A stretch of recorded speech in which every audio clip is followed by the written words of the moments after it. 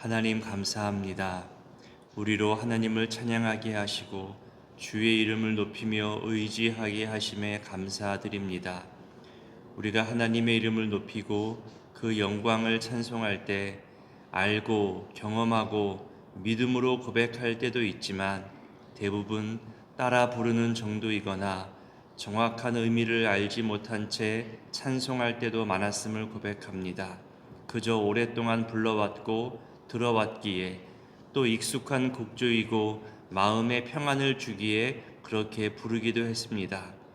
내 기도 속에 표현되어지는 단어와 간구의 내용들도 그저 내 마음의 소원을 아뢰을 때가 많았습니다. 어쩌면 평생 우리는 찬송의 내용과 말씀의 뜻을 다 알지 못할 수도 있음을 고백합니다. 하지만 힘써 알게 하시고 사모하게 하시고 찬송의 가사 하나하나에 대해서 그리고 읽고 듣는 말씀에 대해서 무지함으로 받지 않게 하시고 내 머리와 이성과 가슴과 감성과 의지와 뜻을 다해 주의 말씀을 알고 깨닫고 순종할 수 있는 믿음의 성장과 성숙을 허락하여 주옵소서. 모르는 것보다 잘못 아는 것이 더 위험하고 모르는 것보다 아는 채 하는 것이 더 교만한 것임을 알게 하셔서 나의 무지와 연약함이 걱정이나 불안이나 창피함이 아니라 하나님 앞에서 겸손함으로 고백되어지고 예수 더 알기 원함으로 간구되어지게 하옵소서. 방금 부른 찬송의 가사처럼 영광의 주님이 영 죽을 나를 살리시려 그 영광을 떠나서 그 부끄러운 십자가를 날 위해 지셨음을 깨닫게 하시고 이것이 내 평생의 감사요 신앙의 기준 되게 하옵소서. 주의 은혜로 우리에게 영생의 선물이 주어졌고 주님 위해서 살아가는 거룩한 삶 살게 하옵소서. 평생 주님의 이름을 찬송하고 높이며 함께하는 성도들과 거룩한 믿음 위에서 교회 공동체와 가정 공동체를 세워나가는 우리의 헌신이 있게 하옵소서. 하나님, 오늘 저녁 우리 청년부가 태국으로 선교를 떠납니다. 교회에서 공항까지 수많은 물품들을 가지고 떠날 때에도 안전하게 하시고 어느 것 하나 분실하거나 빼앗김 당하지 않게 하시며 준비한 모든 것을 행하고 나누고 선포하며 주의 복음을 증거하고 돌아올 수 있도록 주님 은혜로 동행하여 주시옵소서. 내가 주님 앞에 쓰임받는 존재임을 알게 하시고 여전히 복음이 증거되어져야 할 저들의 일상을 바라보며 긍휼함을 품고 돌아오게 하옵소서. 하나님의 시선, 하나님의 마음을 조금이라도 깨닫고 돌아오게 하옵소서. 명절의 즐거움과 만남을 다 내려놓고 하나님 나라 위에 헌신하며 나아가는 청년들을 축복하오니 이들의 헌신이 하늘 상급이 되게 하시고 이 땅에서 주님 동행하는 힘이 되게 하옵소서. 긴 명절 연휴로 지방으로 해외로 떠나는 그 발걸음들을 지켜주시고 우리가 어디에 가든 누구를 만나든 축복의 통로, 은혜의 통로가 되게 하시며 우리의 말과 행동으로 주님이 증거되게 하옵소서. 여러 사람들을 만나면서 우리로 전도의 기회를 주셨사오니 내 모든 언행이 전도의 도구로 쓰임받게 하옵소서. 명절에도 치료와 회복이 필요한 자들이 있사오니 충분한 쉼과 치유를 더하여 주시고 만나지 못하는 가족들로 속상하지만 가족의 소중함을 더욱 느끼는 시간들 되게 하옵소서. 연약한 몸과 질병의 치료로 낙담하고 괴로워하는 분들이 있습니다. 마음이 약해지고 이후의 삶이 걱정되기도 합니다. 이들 모두에게 두려워하지 말아라, 염려하지 말아라, 내가 너와 함께하겠다는 주의 말씀으로 마음의 평안과 몸의 회복을 더하여 주옵소서.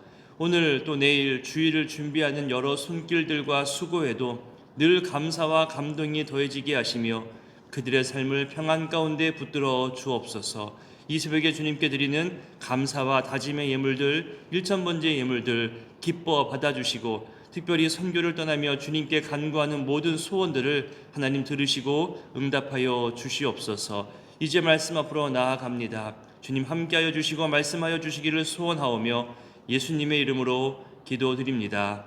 아멘. 오늘 본문은 마태복음 17장입니다.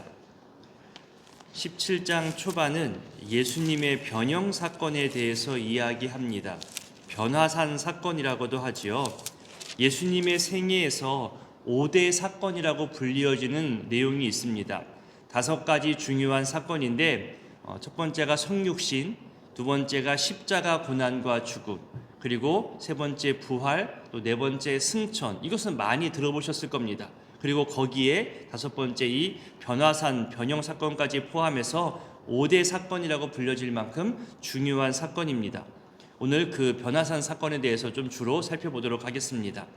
자, 이 사건의 발생 시간과 장소, 등장인물이 누구인지를 먼저 말하면서 이 사건이 어떤 사람의 상상이나 꾸며낸 이야기가 아니라 실제 증인이 증거한다는 실제 사건임을 알려주고 있지요. 우리 1절과 2절을 읽어봅니다.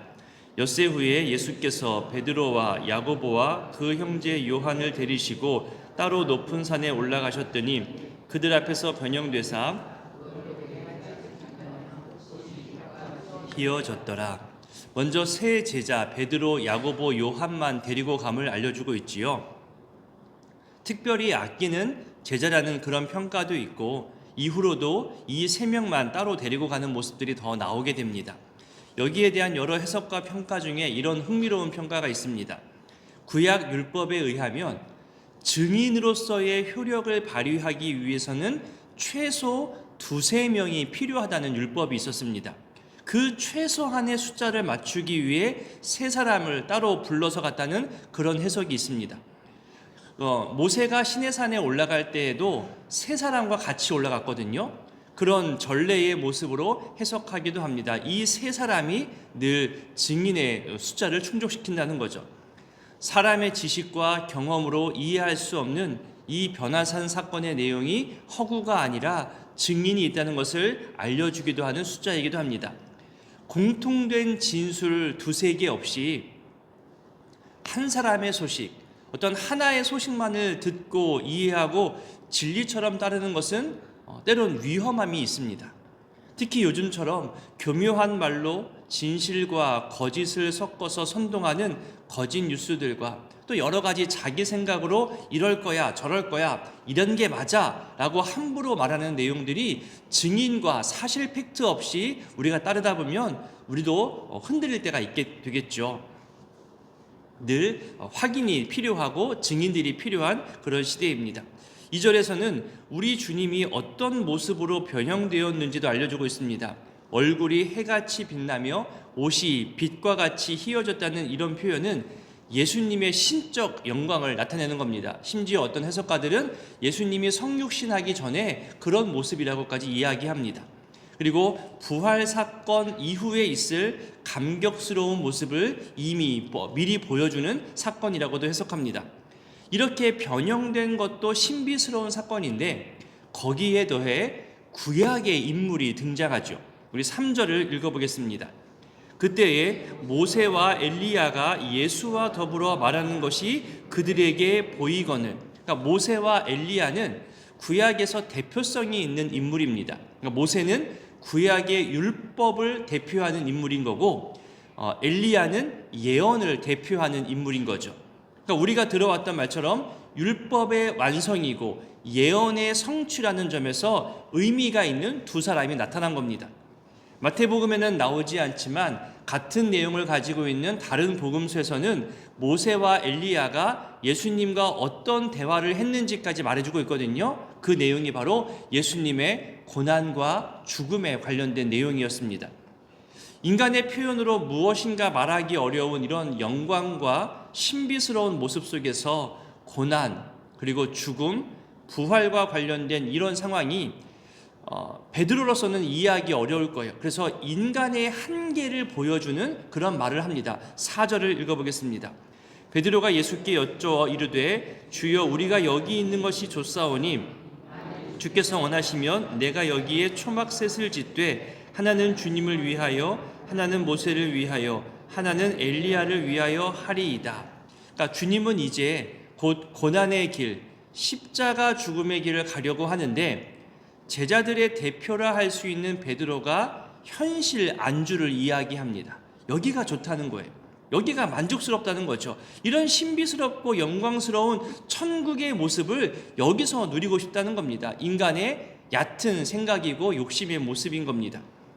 주님은 하늘 영광을 버리고 이 땅에 인간의 몸으로 오셔서 이제 십자가 고난까지 감수하려고 하는데, 이 놀랍고도 큰 사건을 앞두고 지금 변형된 모습을 보이고 있는데, 우리 사람은 늘 자기 생각, 자기 욕심부터 챙기려 하는 이기적 모습이 있음을 또한 알게 해줍니다. 우리도 왜 엄마 아빠가 이 세상에서 자녀들에게 좋은 것 물려주고 싶어 하잖아요. 더 좋은 경험을 하게 해주고 싶은 부모의 마음이 있습니다. 하지만 아이들은 자기들 욕심, 자기들 본능에 따라서 행동하죠. 먹는 것에 있어서도 부모님은 영양가 있고 좋은 것을 먹이고 싶어 하는데, 아이들은 그런 걸 생각하지 않고 자기가 먹고 싶은 것을 먼저 취합니다. 아이니까 이해돼요. 아이니까 이기적 모습이 귀여워 보일 때 있죠. 하지만 장성했는데, 청년이 되고 성인이 되고 노년이 되고 다 컸음에도 불구하고 여전히 어떤 사건의 목적과 의미도 이해하지 못한 채 내 말만 하고 내 것만 챙기려는 그런 모습을 보면, 그건 좀 이제는 귀여운 게 아니라 안타까운 모습인 거죠. 사역의 평균을 높이고 확장시키기는커녕 그 사역의 평균을 낮추어 버리고 다른 열심을 내는 일꾼들에게조차 실망을 주는 그런 모습으로 비춰줄 수 있다는 겁니다. 그럼에도 수준 높은 신앙인들은요, 그런 사람의 성장을 기다려주고 참아줍니다. 보잖아요, 우리도 주변에서. 나중에 되어서야 이 사람도 내가 참 그때 미련했구나, 어리석었구나, 저분들이 나를 기다려주었구나 깨닫게 되잖아요. 하나님 사랑과 함께 내 주변 사람들이 나를 참아주고 기다려주었다는 것을 알게 되면 더욱 감사하게 되죠. 더욱 큰 감사와 감동으로 맡겨진 일들을 더욱 열심히 하게 됩니다. 이 또한 경험해 본 사람이 없으면 어려워요. 교회 공동체 안에서 이런 것을 경험해 본 사람들이 앞서서 좋은 본을 보이면 또 뒤따라가면서 배우거든요. 오래 참고 기다려주는 것에 대한 유익과 경험이 많아질수록, 이것이 사람을 진정으로 변화시킨다는 것을 알면 할수록 일은 더딘 것처럼 보이지만 사람의 생명을 살리고 더 오래 더 멀리 가는 것을 우리는 알 수 있게 됩니다. 그러니 여러분, 이번 명절에 가족들을 만나고 친척들과 이웃들을 만날 때에 이전과 다른 성장과 성숙의 모습을 보여주는 것이 중요하고 필요합니다. 더 넓은 마음으로 기다려주시고 웬만한 일에는 요동하지 않는 여유와 침착함으로 만나는 것이 또한 신앙인의 모습이어야 합니다. 짧은 시간에 만나고 또 잠깐 만나고 오랜 시간 못 볼 수 있잖아요. 그런데 그 짧은 시간 상대방의 사정을 다 알지도 못한 채 안 좋은 말로 이래야 돼 저래야 돼 상대방을 불편하게 할 이유가 없어요. 그럴 필요도 없고요. 감사의 말, 축복의 말, 응원의 말 하기에도 짧은 만남입니다. 혹시라도 베드로처럼 내 것을 먼저 챙기려 하는 모습 보이고 또 분쟁하고 다툼의 상황이 보인다 하더라도 우리 믿는 사람들은 한 발 물러서는 여유로움으로 입 꾹 닫고 그저 그 사람의 입장을 들어봐주고 헤아려 주시는 것만으로도 큰 역할들을 하시는 겁니다. 넉넉함을 보여주는, 신앙의 여유를 보여주는 이번 명절의 만남들이 되었으면 좋겠습니다. 이제 5절에서는 이 변화산 변형 사건에 대해서 가장 핵심적인 중요한 메시지가 선포됩니다. 우리 5절을 읽어보겠습니다. 말할 때에 호련히 빛난 구름이 그들을 덮으며 구름 속에서 소리가 나서 이르시되 이는 내 사랑하는 아들이요 내 기뻐하는 자니 너희는 그의 말을 들으라 하시는지라. 세례 받으실 때에도 들려졌던 말씀이잖아요. 예수님의 정확한 신분과 정체성에 대해서 하나님이 친히 선포해 주시는 말씀입니다. 이는 내 사랑하는 아들이다. 내가 기뻐하는 아들이다. 너희는 그의 말을 들으라. 너희들의 생각과 수준에서 당장 이해하지 못한다 하더라도 그 말을 듣고 순종하려는 거죠. 이런 여러 상황을 목격한 제자들의 반응이 어떠할까요? 우리 6절부터 8절까지를 읽어보겠습니다. 제자들이 듣고 엎드려 심히 두려워하니 예수께서 나와 그들에게 손을 대시며 이르시되 일어나 두려워하지 말라 하시니 오직 예수 외에는 아무도 보이지 아니하더라. 죄악된 우리 사람은 하나님의 강력한 임재와 그 들려지는 음성 앞에서 먼저 두려움을 느끼게 됩니다. 여기서 하나 발견하게 되는 게 있어요. 두려움을 느끼게 되는 여러 가지 이유가 있겠죠, 우리에게. 저는 그 이유 중에 하나가 무지함도 두려움이 된다고 저는 말씀하는 편입니다.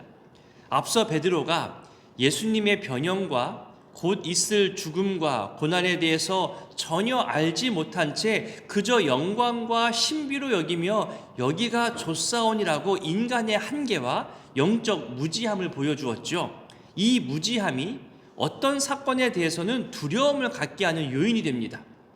내가 몰랐던 것으로 얻게 되는 어떤 무안함, 내가 몰랐던 것에 대해서 어떤 창피함, 어쩔 줄 모르는 방황감, 또 사람들이 넌 왜 그것도 몰라 하는 손가락질, 이런 다 포함해서 인간적 두려움이 생겨나는 거예요. 내가 모른다는 것으로 두려움이 생기는 거죠. 그리고 하나님 앞에서의 두려움까지 확장됩니다. 가끔 우리 사람들은 너 그것도 몰라? 너 어떻게 그 위치에서, 너 어떻게 그런 직분을 가지고서 그것도 모르면 어떡해? 너 일 제대로 하는 거 맞아? 너 일 너무 안 하는 거 아니야? 이런 말로 몰아세우며 핀잔을 줄 때가 있어요. 교회에서도 그럴 수 있고 직장에서도 그럴 수 있고 심지어 가정에서도 그럴 수 있죠. 그럼 그 말에 화가 납니다. 자존심도 상하고 내가 이것도 모르는 무능한 존재로 그렇게 비춰졌구나 스스로 속상해하기도 하죠. 갑자기 없었던 짜증과 불만이 생겨납니다. 그래서 내가 다음에는 다 알아야지, 내가 알아야 돼, 그런 욕심이 생기고 그런 책임의 의식이 생깁니다. 물론 알고 행하는, 알고 알려주기 위한 좋은 욕심도 있어요. 하지만 헛된 욕심이 생겨날 때가 있습니다. 그것이 무지에 의해 이 두려움에서 벗어나고자 하는 모습 속에서 생겨나는 하책이라고 할 수 있습니다. 상책이 아니라 하책이 될 수 있어요. 별로 좋은 방법이 아닌 거예요. 사람의 말과 상황에 마음 빼앗기지 말고 불평도 원망도 더 이상도 두려움도 갖지 말라고 주님은 계속 말씀하거든요. 내가 모르면 모르는 모습 그대로 당당하게 자연스럽게 말하면 돼요. 나 아직 잘 모르는데 때가 되면 알게 되겠지. 그 사람이 악하게 일부러 그러겠어? 좀만 기다려보자. 자연스럽게 여유롭게 말하면 되는데 기다려봐, 분명 알려줄 거야. 모르면 우리 직접 물어보자. 이런 어떤 여유로운 모습, 상대방과 상황에 대해 신뢰하는 모습으로 대처하면 되는데 내가 모른다는 것이 마치 나에 대한 평가처럼 여기면 그 사람은 어떤 컴플렉스가 있거나 어떤 강박관념에 있는 것은 아닐까, 그렇게 보여줄 때가 있습니다. 거기서 문제가 생겨나는 거더라고요. 더 문제는 내가 모르는 것을 마치 내가 아는 것처럼 내 생각으로 먼저 말해버리면 나중에 또 문제가 됩니다. 실제 정보와 내가 말한 정보가 맞지 않을 때가 있잖아요. 그때는 내가 변명을 하게 되거나 거짓말을 하거나 내 말에 맞게끔 상황을 바꾸어 버리기도 하더라고요. 정말 있지도 않은 일로 더 혼란을 주거나 싸움이 되는 그 원인을 제공할 때도 있는 거죠. 그러니 너 왜 아직 그것도 몰라? 너라면 알고 있어야지. 그런 말로 사람을 몰아가지도 마시고, 그런 말을 들었다고 흔들리지도 마시고, 또 내가 모르는 것에 질문받으면 자연스럽게 곧 알게 될 거라고 여유롭게 답하는 것이, 그것이 더 지혜롭습니다. 오히려 알고 있음에도 모른 척하는 것이 더 지혜로울 때가 많습니다. 사람의 말로 흔들지도 마시고 흔들리지도 않는 그런 우리의 견고함이 되었으면 좋겠습니다. 8절에 제자들이 눈을 들고 보았다는 것은 어떤 영광과 신비의 사건에서 이제는 현실로 돌아왔음을 말하는 겁니다. 제자들은 예수님의 신적 모습과 하나님의 말씀과 명령을 직접 들었기 때문에 이제는 이전과는 달라지겠죠. 예수님을 더욱 신뢰하며 자기들의 무지와 부족함에도 더욱더 순종과 충성을 다짐하게 될 것이라 우리는 그렇게 기대하게 됩니다. 도전을 주는 표현이 있잖아요. 8절을 보세요. 오직 예수 외에는 아무도 보이지 아니하더라. 여러분, 우리가 이 세상을 살아가면서 하나님 말씀을 듣고 배우고 경험하고 깨닫게 되면서 보이는 현상, 오직 예수입니다. 현실의 불안과 걱정이 찾아와도, 염려가 크게 느껴진다 하더라도 우리가 의지할 것은 오직 예수. 우리가 간구하며 소망하여야 할 그 대상도 오직 예수뿐입니다. 이 변화산 사건을 경험한 제자들이 이제는 예수님에게 질문을 하죠. 엘리야에 관한 내용입니다. 우리 10절을 읽어보겠습니다. 제자들이 물어 이르되 그러면 어찌하여 하시나이까? 이게 무슨 말이냐면 구약 맨 마지막 말라기에 보면 메시아가 오기 직전에 엘리야가 먼저 온다고 예언했거든요. 그런데 지금 제자들의 시선과 경험으로 보니 예수님이 오신 후에 이 변화산 사건에서 엘리야가 보인 거예요.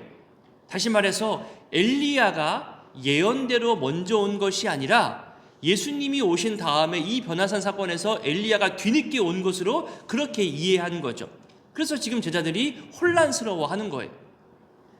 예수님의 신적 모습과 하나님의 선포를 듣고 분명히 우리 주님이 메시아인 것은 확인했어요.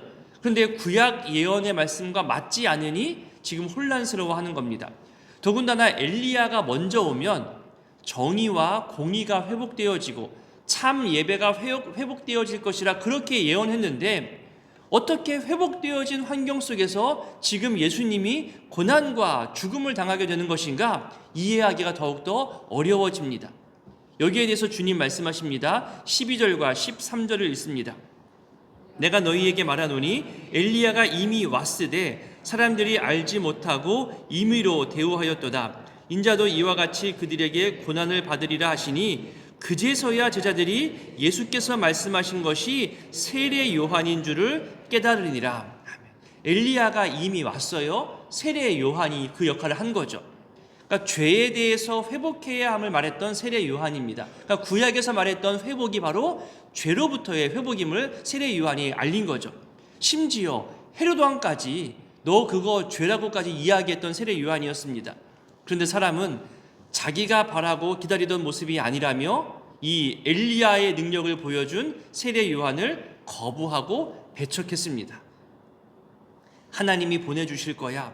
하나님이 반드시 이루어 주실 거야. 믿고 간구하며 응답을 기다리지만 자칫 내가 원하는 모습으로 응답되지 않으면 응답이 없다고 말하는 우리들의 모습입니다. 우리의 무지함이 있다는 거예요. 특히 내 신분과 내 상황과 이 압제로부터 자유를 갈망했던 사람들과 그 무엇보다도 죄에서 벗어나 참 자유자로 하나님과 동행하며 살아갈 것을 원했던 하나님의 바람에 차이가 생겨난 겁니다. 사람의 바람과 하나님의 바람이 다른 거죠. 우리는 하나님의 원하심에 맞추어 살아가는 존재입니다. 기도가 깊어질수록, 신앙생활이 깊어질수록 내가 원하는 기도가 아니라 하나님이 원하는 기도를 하게 바뀌어지는 거잖아요. 응답도 내가 원하는 응답이 아니라 하나님이 주시는 응답에 내가 맞추어가는 것이 그것이 신앙 성숙입니다. 내가 원하는 것으로 하나님 이래야 돼요, 저래야 돼요, 하나님을 조종하려고 하는 모습은 그건 정말로 큰 교만이고 공격성입니다. 기도하면서 기다리는 것, 주님 말씀하셨듯이 온유와 겸손을 배우며 나의 교만과 나의 공격성을 다스리고 내려놓는 것이 신앙생활의 길이고 신앙 성숙의 모습임을 다시 한번 확인하게 됩니다. 엘리야의 심령과 능력으로 예수님의 앞길을 준비하였던 세례 요한이었습니다. 하지만 사람들은 그가 외친 회개의 선포를 싫어했죠. 받아들이지 않았습니다. 알지도 못했죠. 아니, 알려고도 하지 않았습니다. 결국 마음을 합해 세례 요한을 죽였습니다. 충성스럽게 메시아의 길을 준비했던 이 세례 요한을 자기들의 생각과 다르다는 이유로 죽였다면 이제는 뭐가 남았을까요? 메시아로 오신 예수님 역시 사람들이 알아보지 못하고 더더욱 우리가 기다린 것과 다르다면서 동일하게 예수님 핍박하고 죽이게 된다는 것을 지금 주님이 말씀하고 있는 겁니다. 그래서 변화산 사건 이후로도 예수님은 고난과 죽음에 대해서 계속 언급하십니다. 조금 뒤로 넘어가 볼까요? 22절과 23절을 읽어보겠습니다. 갈릴리에 모일 때에 예수께서 제자들에게 이르시되 인자가 장차 사람들의 손에 넘겨져 죽임을 당하고 제3일에 살아나리라 하시니 제자들이 매우 근심하더라. 자, 여기서도 보면요, 예수님이 말씀하신 걸 잘 보세요. 죽음도 이야기하셨지만 다시 살아난다는 부활도 함께 말씀하셨습니다. 하지만 제자들은 죽음에만 초점을 두는 거예요. 거기에 초점을 두니 근심할 뿐이죠. 여러분, 우리 주변에서 우리에게 거짓말을 말하거나 우리를 흔들고자 말할 때 처음부터 거짓을 말하지 않습니다. 우리가 알고 있는 진실, 우리에게 사실을 말하면서 신뢰를 준 다음에 거기서 우리 초점을 뒤흔드는 거죠. 예수님의 초점은 고난이 아니라 고난 다음에 있는 부활입니다. 그런데 죽음에 초점을 맞추게 하는 거예요. 모든 것이 불안해집니다. 다 잃어버리게 된다고 생각하는 거죠. 앞서 말씀드린 대로 깨닫지 못함과 우리의 무지, 그리고 인간의 경험과 방법으로만 생각하다 보니까 이런 근심과 걱정, 두려움이 생겨나게 됩니다. 그러니 우리 기도할 때 하나님, 내게 말씀을 깨닫는 은혜를 주옵소서. 깨닫게 하시고 조급해하지 않게 하시고 평생 멀리 보며 하나님 말씀을 알아가는 즐거움을 매일매일 허락해달라는 그런 기도를 드렸으면 좋겠습니다. 오늘의 이 말씀들을 기억하며 기도하실 때에 변화산 사건의 가장 중요한 핵심은 하나님의 말씀 선포입니다. 이는 내 사랑하는 아들이다. 내가 기뻐하는 아들이다. 너희는 그의 말을 따르라, 들으라. 염려와 걱정, 근심, 두려워하는 우리에게도 말씀하십니다. 너는 내가 십자가로 얻은 내 자녀다. 내가 너를 기뻐한다. 너는 그런 존재란다. 너의 성장과 성숙을 내가 기대하며 기다린단다. 우리 한 사람 한 사람이 하나님 앞에 그런 존재임을 알고 이번 주일과 또 한 주간의 명절도 소중한 만남으로, 소중한 축복으로 이 귀한 시간들을 보낼 수 있기를 기도하기 바랍니다. 참고로 다음 주 수요 기도회와 금요 기도회는 교회에서 모이지 않지만 새벽 기도는 매일 똑같이 모이도록 하겠습니다. 우리 주기도문으로 기도하겠습니다. 하늘에 계신 우리 아버지, 아버지의 이름을 거룩하게 하시며 아버지의 나라가 오게 하시며 아버지의 뜻이 하늘에서와 같이 땅에서도 이루어지게 하소서. 오늘 우리에게 일용할 양식을 주시고 우리가 우리에게 잘못한 사람을 용서하여 준 것 같이 우리 죄를 용서하여 주시고 우리를 시험에 빠지지 않게 하시고 악에서 구하소서. 나라와 권능과 영광이 영원히 아버지의 것입니다.